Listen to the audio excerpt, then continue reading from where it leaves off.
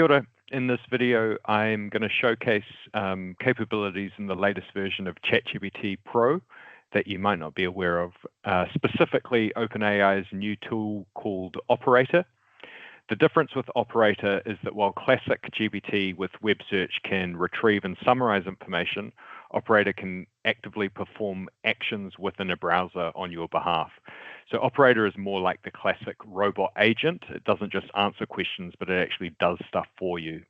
To illustrate this change, I've chosen 3 examples of how external customers might interact with our services using AI-driven automation. Obviously, in the future, this kind of tool would be available to staff, but I've avoided touching any sensitive data or internal systems. So I'm just using interactions on the public web with existing digital services that we provide. So in this first example, I'm using ChatGPT with web search enabled to try to work out what day is my rubbish collection day and whether it's glass or plastics. While ChatGPT can search the web and it can tell me how to find this information, it doesn't actually know the answer.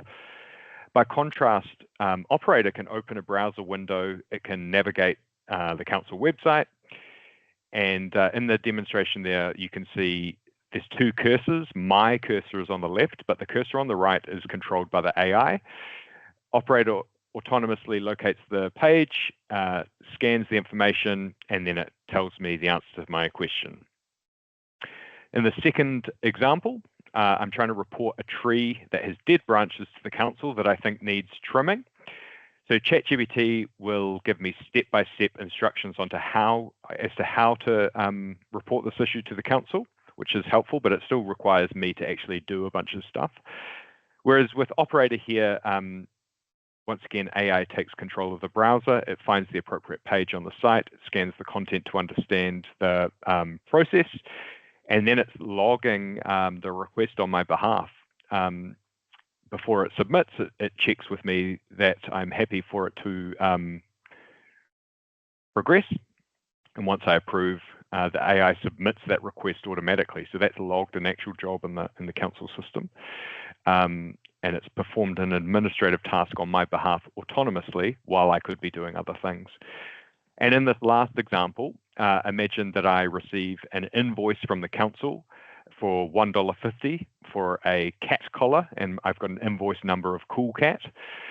So with ChatGPT, it gives me the correct destination of the payment page and some instructions on how to complete my payment. Comparing that to Operator, Operator navigates the council website, it gets the pay invoice page, it selects the appropriate category of payment and then subcategory of payment. It jumps me to a page and then requests more personal information, which I then give to it. And then it gets me all the way to the payment gateway and it asks for my credit card details. In the video, I decline giving the robot my credit card details. But you can imagine in the future a system where you have approved pre-authorized payments and payment details. And then maybe while you are on the go, you receive a text from your AI agent asking you if you're happy for it to pay the invoice that you've received in your inbox, all while you are working on other things.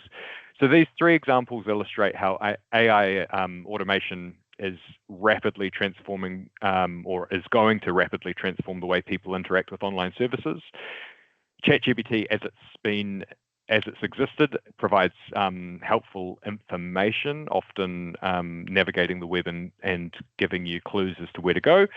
But Operator is a massive leap forwards where you're actually outsourcing activity to a robot, and it's reminiscent, but I think better than the promises I remember of robot process automation or RPA in the past.